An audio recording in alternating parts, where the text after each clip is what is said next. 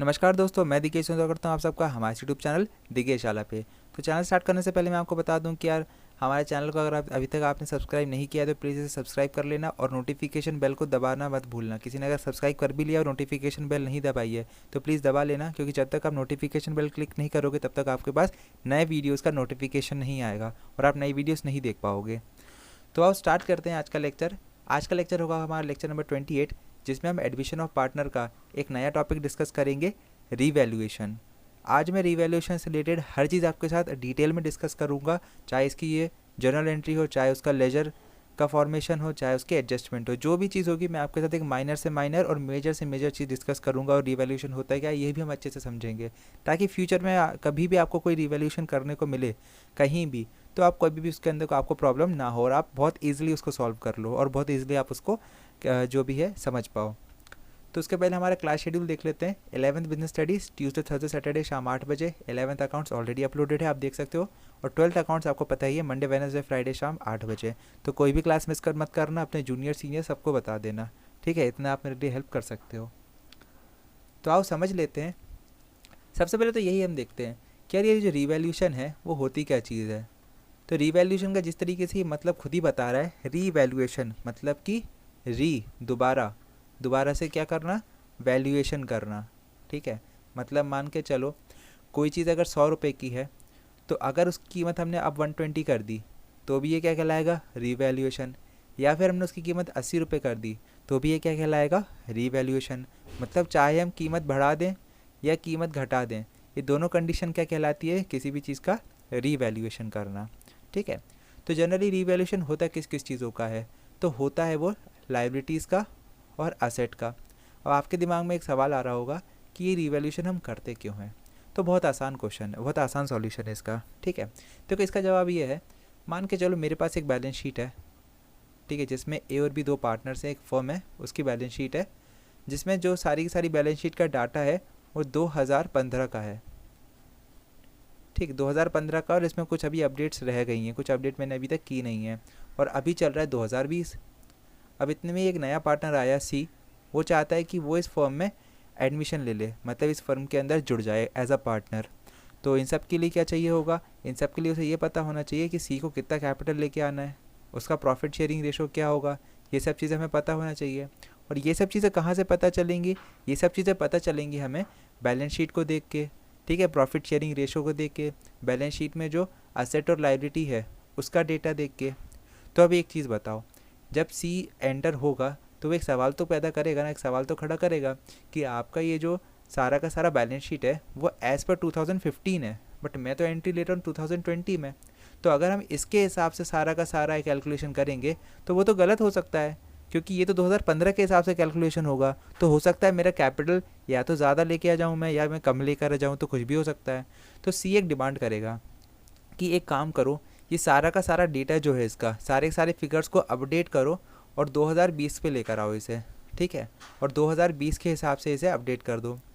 तो इसी कारण हम क्या करते हैं, सारी की सारी जो असेट्स और जो लाइबिलिटीज़ हैं उन्हें रीवैल्यू करते हैं और उन्हें करेंट पोजीशन पे लेके आते हैं। ये जो करेंट अभी इसका पोजीशन होगा 2020 का, उस पे लेकर आते हैं। तो यही लॉजिक होता है रीवैल्यूएशन करने का। ये उसका जवाब है कि भाई रीवैल्यूएशन क्यों किया जाता है, क्योंकि नया पार्टनर एडमिट हो रहा है, उसका कैपिटल निकालना है, उसका प्रॉफिट शेयरिंग रेशो निकालना है, उसके लिए जो सारे के सारे फिगर्स हैं वो अप टू डेट होना चाहिए। तो उस अप टू डेशन के लिए सब चीज़ों का रीवैल्यूएशन करना पड़ेगा। तो ये जो है इसका जवाब है। तो मेरे हिसाब से आपको ये चीज़ समझ में आ चुकी होगी। अब आगे बढ़ते हैं। तो जैसे कि आपको दिख रहा है कि रीवैल्यूएशन होता है किस चीज़ों का है, असेट का होगा और लाइबिलिटीज़ का होगा। और आपको पता है कि रीवैल्यूएशन करने का मतलब भी क्या है, या तो कोई चीज़ बढ़ा दो या कोई चीज़ घटा दो, तीसरा तो कोई ऑप्शन ही नहीं है। तीसरा ये है कुछ ना हो, तो कुछ ना हो तो इसका मतलब रीवैल्यूएशन ही नहीं हो रहा है, ठीक है? तो इसका रीवैल्यूएशन का मतलब यही है, या तो वैल्यू बढ़ा रहे हो या तो आप वैल्यू घटा रहे हो। तो हमें पता है कि अगर असेट की वैल्यू बढ़ती है तो वो होता है डेबिट, और असेट की वैल्यू कम होती है तो वो होता है क्रेडिट। इसी तरीके से लायबिलिटी अगर बढ़ती है तो वो होती है क्रेडिट, और लायबिलिटी अगर कम होती है तो वो होती है डेबिट। ये तो हमको पता है। तो जनरली हम इसकी एंट्री कैसे करते हैं, जब एंट्री करने की बारी आती है, मान के चलो एक असेट है, उसकी कीमत बढ़ गई, रीवैल्यू की, और हमने उसकी कीमत बढ़ा दी, तो हमें पता है कीमत बढ़ाने से ये क्या होगा, डेबिट होगा। तो एंट्री हम उसकी किस तरीके से करेंगे, मान के चलते हैं एसेट में है वो चीज़ बिल्डिंग, ठीक है, ये है बिल्डिंग, तो बिल्डिंग की कीमत बढ़ गई। तो इसकी एंट्री हम क्या करते हैं, हम ये करते हैं बिल्डिंग अकाउंट डेबिट। ठीक है, ये चीज़ तो क्लियर है कि बिल्डिंग होगा डेबिट क्योंकि ये बढ़ रहा है। बट अब सवाल ये पैदा होता है कि जनरल एंट्री का रूल हमें ये बोलता है कि दोनों साइड बैलेंस होना चाहिए। अगर कोई चीज़ डेबिट करी है तो किसी चीज़ को क्रेडिट भी करना पड़ेगा आपको। तो यहाँ हमारे दिमाग में एक सवाल आएगा कि यार हम क्रेडिट करें तो किस चीज़ को करें। हमने बिल्डिंग की कीमत तो बढ़ा दी है जो कि बढ़ाने चाहिए थी, बट अब क्रेडिट क्या करें। तो यहाँ इसका जवाब ये है कि आपको क्रेडिट क्या करना है, रीवैल्यूएशन अकाउंट को। ये बड़ा ध्यान से सुनना, ठीक है। आपको क्रेडिट कैसे करना है, रीवैल्यूएशन अकाउंट को। तो ये जो रीवैल्यूएशन अकाउंट है ये आपकी जनरल एंट्री को क्या करेगा, बैलेंस करेगा। ठीक है, हमेशा क्या होगा आपका असेट, या तो डेबिट होगा या क्रेडिट होगा, मतलब या तो बढ़ेगा या तो घटेगा। तो इस कंडीशन में इसका जो काउंटर पार्ट होगा, मतलब इसका जो अपोजिट साइड होगा, उसको बैलेंस कौन करेगा, रीवैल्यूएशन अकाउंट। जैसे यहाँ पे इसने किया कि बिल्डिंग अकाउंट डेबिट तो हो गया, तो क्रेडिट किसे करना पड़ेगा, रीवैल्यूएशन अकाउंट को। अब इसी में दूसरी कंडीशन देख लेते हैं। मान के चलो बिल्डिंग की कीमत कम हो जाती, ठीक है, एसेट की कीमत कम हो गई, तो वो क्या होता, क्रेडिट होता। इसका मतलब हम क्या करते, टू बिल्डिंग अकाउंट करते। ठीक है, तो अब यहाँ सवाल पैदा होता है कि भाई बिल्डिंग को हमने क्रेडिट तो कर दिया, बट अब डेबिट क्या करेंगे। तो यहाँ से इसका सॉल्यूशन लेकर आएगा रीवैल्यूएशन अकाउंट। तो आप किसे डेबिट कर दोगे, रीवैल्यूएशन अकाउंट को। तो रीवैल्यूएशन अकाउंट डेबिट। तो ये देखो ध्यान से, ये हो गया रीवैल्यूएशन अकाउंट डेबिट। मेरे ख्याल से आपको ये चीज़ समझ में आ गई। यहाँ रीवैल्यूएशन अकाउंट ने क्या करा, इसे बैलेंस कर दिया। अब इसी तरीके से सेम जो लॉजिक है वो किसके साथ फॉलो होगा, वो लायबिलिटी के साथ फॉलो होगा। मान के चलो हमारे कुछ क्रेडिटर्स हैं, ठीक है, वो क्रेडिटर्स क्या हो गए, बढ़ गए। ठीक है, बढ़ गए मतलब क्रेडिट करना पड़ेगा। तो टू क्या होगा, टू क्रेडिटर्स अकाउंट। अब यहाँ सवाल पैदा होता है कि हमने लायबिलिटी बढ़ा तो दी, क्रेडिट कर तो दिया, बट अब डेबिट क्या करेंगे, बैलेंस तो करना पड़ेगा। तो यहाँ डेबिट आप क्या कर दोगे, रीवैल्यूएशन अकाउंट को। ठीक है, ये बैलेंस इसने कर दिया, revaluation account debit to creditors. इसी तरीके से इसका उल्टा भी है। मान के चलो क्रेडिटर्स कम हो गए, क्रेडिटर्स कम हो गए तो डेबिट। तो यहाँ पर क्या होगा, क्रेडिटर्स अकाउंट डेबिट। अब इसको डेबिट तो कर दिया, बट क्रेडिट क्या करोगे, तो क्रेडिट को क्या करोगे, बैलेंस करने के लिए रीवैल्यूएशन अकाउंट को। ठीक है, तो रीवैल्यूएशन अकाउंट। तो मेरे आप हिसाब से आपको ये चीज़ अच्छे समझ में आ चुकी होगी कि जर्नल एंट्री किस तरीके से की जाती है। तो यार देखो, जो भी चीज़ कर रहे होगे, लायबिलिटी को बढ़ा रहे होगे, तो आप क्या करोगे, रीवैल्यूएशन को आप डेबिट कर दोगे। मतलब जो भी उसका अपोजिट साइड है वहाँ पर क्या आने वाला है, रीवैल्यूएशन अकाउंट। मैंने बहुत ही आराम से आपको ये समझाने की कोशिश करी है और मेरे हिसाब से आपको ये दिमाग में अच्छे से बैठ भी गया होगा। तो नहीं बैठा हो तो एक बार रिवाइज फिर से वीडियो को थोड़ा पीछे करना और फिर देखना। ठीक है, बहुत आराम से मैंने समझाया और आ भी गया होगा आपको। वैसे तो एक बार में आ गया होगा, बट फिर भी ठीक है। तो इस तरीके से ये पूरा का पूरा जो है जर्नल एंट्री होगी। अब इसका एक बार हम देख लेते हैं।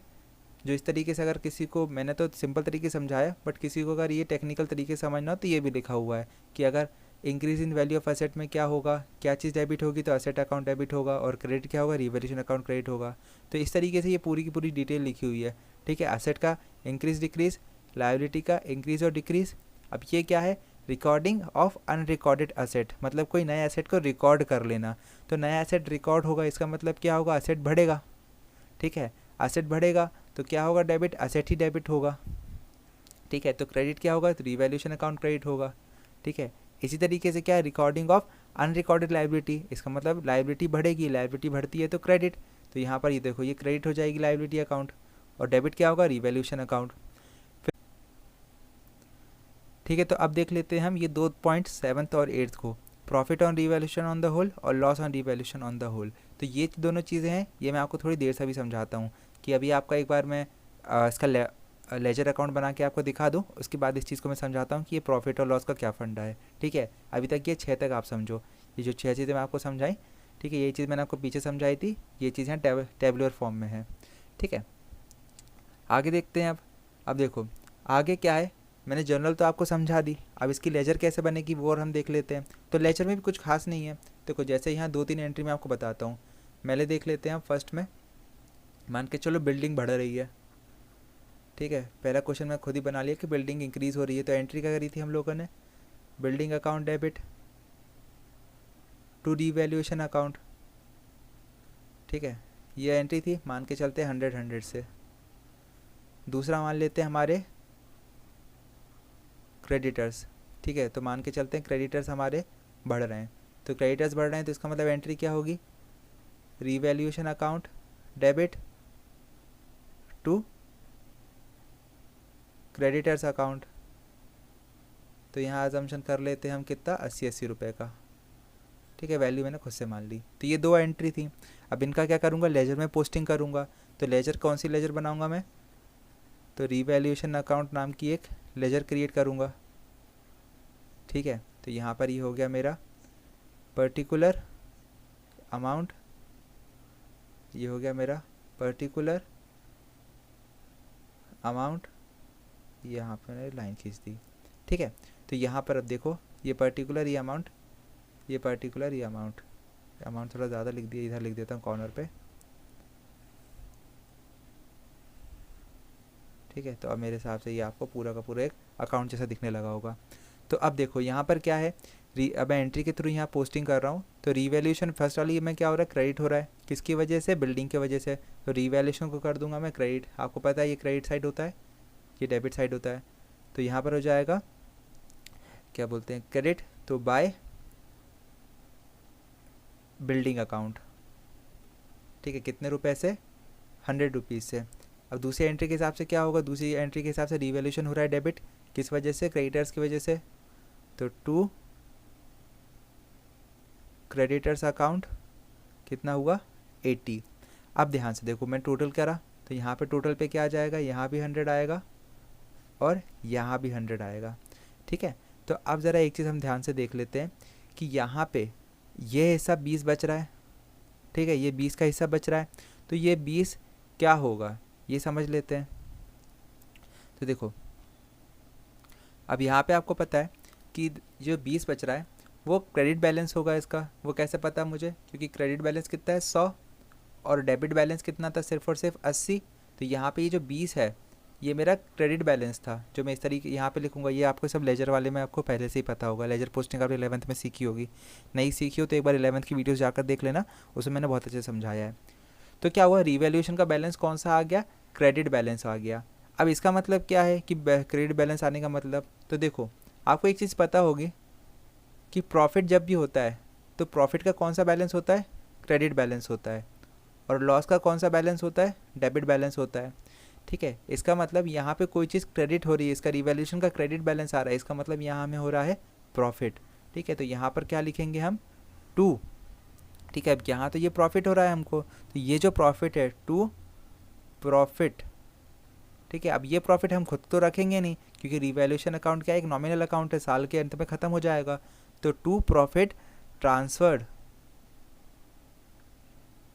2 profit transfer to old partners account in there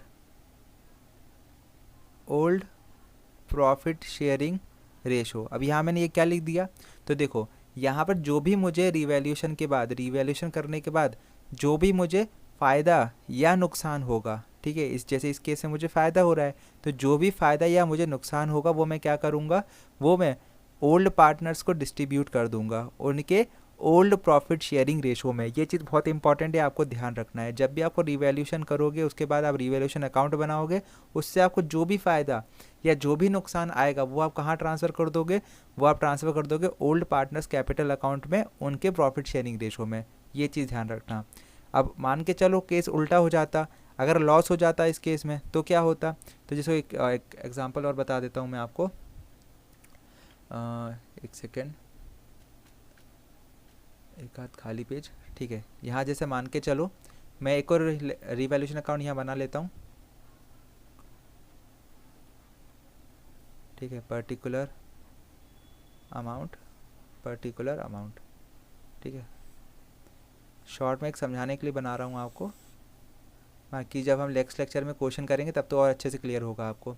तो मान के चलो इस बार क्या हो रहा था कि बिल्डिंग अकाउंट की वैल्यू कम कर देते हैं, तो इसकी वैल्यू से 50 से बढ़ा रहे हैं, और क्रेडिटर्स की वैल्यू को हम इस बार क्या कर देते हैं, 70 कर देते हैं। तो इस बार क्या है, इसका डेबिट बैलेंस आ रहा है। डेबिट बैलेंस का मतलब क्या होता है, लॉस। तो यहाँ पर क्या आएगा, बाय लॉस ट्रांसफर्ड, ठीक है, वही का वही जो पीछे लिखा था, to capital account to partners capital account है ना, to partners capital account in their old profit sharing ratio. ठीक है, तो ये टोटल 70 रुपये थे और ये जो 20 रुपये थे ये कहाँ ट्रांसफ़र हो गए, ये जो लॉस था पूरा का पूरा पार्टनर से कैपिटल अकाउंट में ट्रांसफ़र हो गया उनके प्रॉफिट शेयरिंग रेशो में। तो यहाँ पर देखो हुआ क्या कि अब रिवैल्यूएशन अकाउंट हो रहा है क्रेडिट। ठीक है, तो यहाँ पर रिवैल्यूएशन अकाउंट क्रेडिट हो रहा है बाय लॉस ट्रांसफ़र।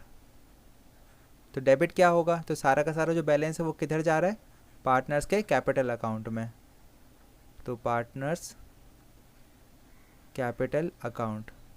ठीक है, तो ये मैंने आपको एंट्री करके दिखा दी। ये कौन सी एंट्री थी जो मैंने आपको छुड़वाई थी ना, क्वेश्चन नंबर, ये आपने स्टार्टिंग में देखा होगा, ये एंट्री मैंने आपको छुड़वाई थी, ये दो एंट्री।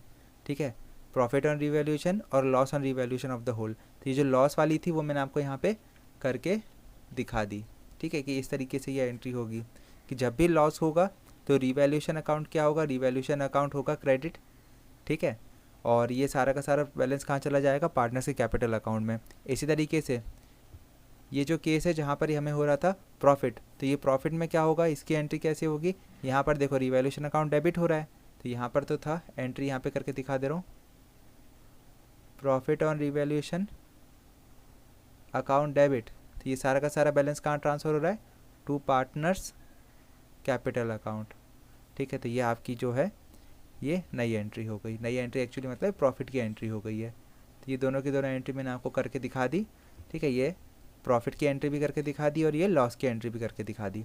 तो मेरे हिसाब से आपको ये चीज़ समझ में आ चुकी होगी। मैंने काफ़ी इत्मीनान से बहुत ही स्लोली समझाने की कोशिश करी है, जिससे आपको हर चीज़ अच्छे से समझ में आ जाए। तो ये आपको मेरे हिसाब से रिवैल्यूएशन अकाउंट का ही फॉर्मेट और है, देख लो आप, ये मैंने आपको करके दिखा दिया था रफली में। ठीक है, और यहाँ पर ये उसका प्रॉपर जो है अकाउंट है किस तरीके से होगा। जब भी सेट की वैल्यू बढ़ेगी तो क्रेडिट साइड आएगी, लायबिलिटी की वैल्यू डिक्रीज़ होगी तो क्रेडिट साइड आएगी। कोई अनरिकॉर्डेड एसेट है उसे रिकॉर्ड कर रहे हैं तो यहाँ पर कहाँ आएगा, क्रेडिट साइड में आएगा।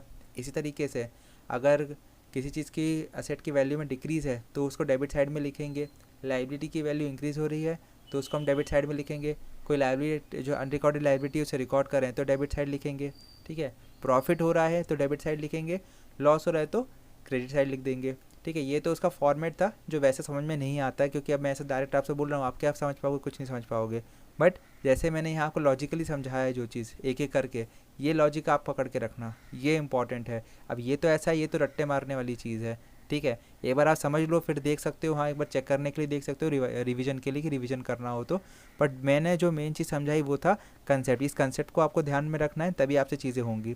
तो मेरे हिसाब से आपको ये चीज़ अच्छे से समझ में आ चुकी होगी। अब इसमें क्या है, कुछ छोटे छोटे पॉइंट्स है वो मैं आपको समझा देता हूँ।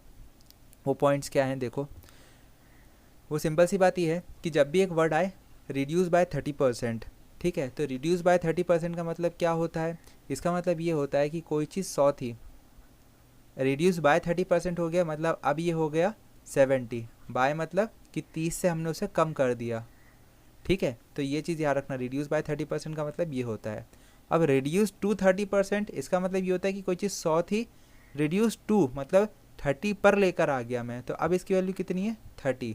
ठीक है, तो पहले क्या था, रिड्यूस बाय 30 मतलब 30 घटा दो, अब उसकी वैल्यू कितनी है, 70। और रिड्यूस टू 30 मतलब कि 30 पर लेकर आ जाओ, तो अब उसकी वैल्यू कितनी है, अब उसकी वैल्यू 30 है। ठीक है, तो ये चीज़ आपको ध्यान रखनी है कि पहले में वैल्यू क्या होगी और दूसरे में वैल्यू क्या होगी। पहले में वैल्यू होगी बाय में 70 और टू में 30। मेरे हिसाब से ये चीज़ समझ में आ गई होगी। दूसरा एक वर्ड है ऑल डेटर्स आर गुड, मतलब कि क्या है कि सारे के सारे डेटर्स गुड हैं, कोई भी पैसा खा के नहीं भागने वाला, मतलब कोई भी प्रोविज़न बनाने की ज़रूरत नहीं है डाउटफुल डेट्स के लिए। ठीक है, मतलब क्या है, सारा का सारा जो प्रोविज़न फॉर डाउटफुल डेट्स है वो आप रीवैल्यूएशन अकाउंट में क्रेडिट कर सकते हो। ठीक है, इसका मतलब ये है। अब bad debts and provision for doubtful debts का मतलब तो आपको पता ही है कि ये प्रोविज़न बनाया जाता है एक कोई डेट्स अगर ख़राब होने की कंडीशन में लग रहे हो, मतलब कोई हमारा पैसा खाना जा रहा हो तो उसकी कंडीशन में, तो ये तो आपको पहले से ही पता है। ये दो चीज़ इंपॉर्टेंट थी, वो मैंने आपको अच्छे से समझा दी। एक लास्ट चीज़ और समझा देता हूँ कि जो अनडिस्ट्रीब्यूटेड प्रॉफिट रहेगा या रिजर्व्स रहेंगे उनका क्या होगा। तो इसका देखो आपको समझा देता हूँ कि इसका मतलब क्या है और होगा क्या इसका। जैसे मान के चलो कोई भी प्रॉफिट था, कोई रिज़र्व था, ठीक है, कोई रिज़र्व था, मान के चलते हैं 100 रुपीज़ का।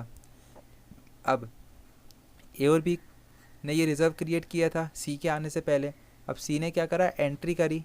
अब सी ने एंट्री करी, उसके पहले क्या होगा, ये जो रिज़र्व होगा ये ए और बी में बढ़ जाएगा। ठीक है, किस रेशो में बढ़ जाएगा, तो मान के चलते उनका रेशो था 3:2 का, तो इनका ये जो प्रॉफिट शेयरिंग रेशो है तो इस रेशो में 60-40 में इनको बढ़ जाएगा। ठीक है, इस रिज़र्व का कोई भी हिस्सा सी को नहीं जाएगा। क्यों नहीं जाएगा, क्योंकि ये जो भी रिजर्व्स होते हैं, जो भी प्रॉफिट होते हैं, ठीक है, जो भी अनडिस्ट्रीब्यूटेड प्रॉफिट रिजर्व्स होते हैं, ठीक है, नए पार्टनर के एडमिट होने से पहले उन सब पे पूरा का पूरा किसका अधिकार होता है, पुराने पार्टनर्स का होता है। तो जब भी आप नए पार्टनर को एंट्री करवाओगे उसके पहले अगर कोई भी अनडिस्ट्रीब्यूटेड प्रॉफिट है या रिजर्व्स हैं वो सारे के सारे क्या कर देना, बांट देना। किस में बांट देना, पुराने पार्टनर से बांट देना, उनके पुराने प्रॉफिट शेयरिंग रेशो में। क्योंकि ये सारी की सारी चीज़ें क्या होती है, पुराने पार्टनर्स ने क्रिएट की है, ये उनका हक बनता है। नए पार्टनर्स तो इसके अंदर कोई हक ही नहीं रखता। ठीक है, अब तो इसके बाद जो प्रॉफिट बनेगा उसमें नए पार्टनर का हक आएगा। ठीक है, तो पुराने इन अनडिस्ट्रीब्यूटेड प्रॉफिट और रिजर्व में उसका हक तो है नहीं है, इसलिए उसको भी नहीं दिया जाता। तो देख लेते हैं कौन कौन से प्रॉफिट आ सकते हैं, कौन कौन से स्पेशल फंड हो सकते हैं। तो देखो कुछ एग्जांपल हैं, जैसे employees compensation fund, investment fluctuation fund, इस तरीके के कुछ जो होते हैं फंड्स होते हैं जो इनका क्या किया जाता है, पुराने जो पार्टनर्स हैं उनमें ही डिस्ट्रीब्यूट कर दिया जाता है। तो मेरे हिसाब से आपको ये चीज़ समझ में आ चुकी होगी जो भी मैंने आपको समझाने की कोशिश करी थी। अगर फिर भी कोई डाउट है तो नीचे कमेंट बॉक्स में आप मुझसे पूछ सकते हो, कोई दिक्कत नहीं है। और आप मुझे एफबी पेज और मेरे इंस्टाग्राम पे दोनों जगह फॉलो करके वहाँ पे मुझे आप कोई भी क्वेश्चन चाहे तो डाउट वगैरह पूछ सकते हो। और नए वीडियोस का अगर आपको मुझे सजेशन देना है तो वहाँ आप दे सकते हो। बाकी ये पूरा जो लेक्चर है इसके नोट्स आपको नीचे मिल जाएंगे। ठीक है, मेरे ब्लॉग्स का लिंक दे के रखा है, वहाँ पे आपको सारे नोट्स, इसके नोट प्लस पुराने जितने भी नोट्स हैं सारे लेक्चर्स के, वहाँ आपको डायरेक्टली मिल जाएंगे। बहुत सिस्टमेटिकली मैंने वहाँ पे अरेंज किया हुआ है, तो आपको आराम से मिल जाएगा। ठीक है, तो आपको अगर ये वीडियो पसंद आया हो, ये लेक्चर पसंद आया हो, तो प्लीज़ इसे लाइक ज़रूर करना और इसे शेयर करना बिल्कुल ना भूलना अपने दोस्तों के साथ। बाकी नेक्स्ट लेक्चर जो है अब हमारा आएगा वेडनेसडे को शाम 8 बजे। तो आज के लिए इतना ही दोस्तों, धन्यवाद।